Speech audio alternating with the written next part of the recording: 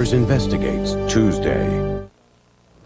Tonight, CBS Eye on America is a hard news investigation into the price of medical progress. In this case, experiments on prison inmates in Pennsylvania.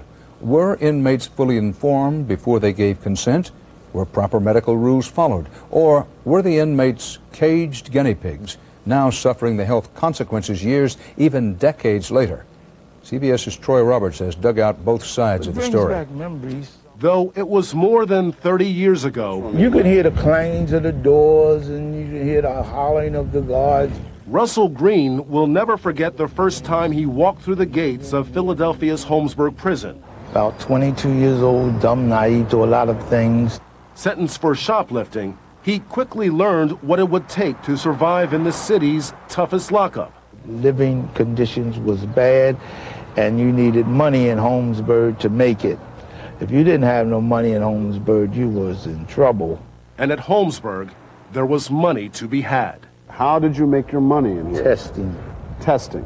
Being tested. Being a human guinea pig. That's the way I made my money. I guess everybody know why we're here, right? Russell is just one of hundreds of former inmates who, for pay, had agreed to participate in medical tests while behind bars. You know what used me?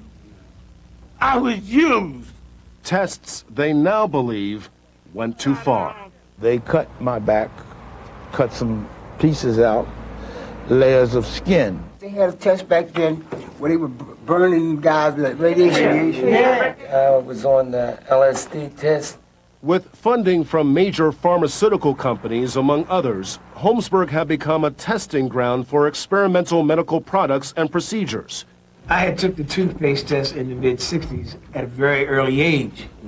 I lost all of my teeth by the time I was 23 years old. This is where the experiments were generally performed. The prison eventually closed, and what went on there was nearly forgotten. But Alan Hornblum, a Temple University professor who worked at the prison in the early 70s, never forgot what he saw. They had bandages on them, on their arms and their backs and their chests. Right away, it gave me a chill. He has chronicled the wide-ranging series of prison experiments in his book, Acres of Skin. Anything as innocuous as hair dyes, skin creams were tested here, as well as some very dangerous substances such as dioxin, radioactive isotopes, chemical warfare agents. The experiments at Holmesburg Prison began in the early 1950s under the supervision of Dr. Albert Kligman, a professor at the University of Pennsylvania. Dr. Kligman saw Holmesburg as a natural laboratory to advance his dermatological research, a controlled environment with the ideal test subjects. He didn't see people, he didn't see prisoners. In his own words, he saw acres of skin. Dr. Kligman is now a professor emeritus at the University of Pennsylvania. He declined our request for an interview, but issued this statement, saying his research was in keeping with this nation's standard protocol for conducting scientific investigations at that time. To the best of my knowledge, he says, no long-term harm was done to any of the volunteers. I had this lump on my back from where I put the patch at. When I walked out of Holmesburg, this was on my leg. But the men on the receiving end of the experiments claim harm was done. I couldn't take it off, and it just burned all through the night. Look at my legs.